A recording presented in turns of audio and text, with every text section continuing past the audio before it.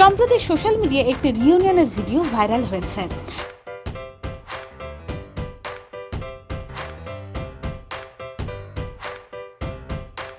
এই ভিডিওতে দেখা গেছে ৬৯ বছর পর স্কুলের বন্ধুদের সাথে পুনর্মিলনীতে দেখা হয়েছে সবার।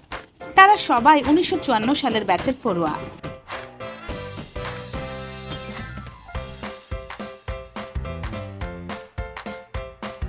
ভারতের মহারাষ্ট্রের পুনেতে এমন ভিন্ন ধরনের রিইউনিয়নের আয়োজন করা হয়েছিল। দীর্ঘ বছর পর ক্লাসের সব বন্ধুরা ফিরে গিয়েছিলেন সেই পুরনো দিনে। সবাই একসাথে মিলে নেচে গেয়ে পুরোপুরিভাবে উপভোগ করেছিল রিইউনিয়নটি। জিনাত টিউন, desk report, news now Bangla, Dhaka.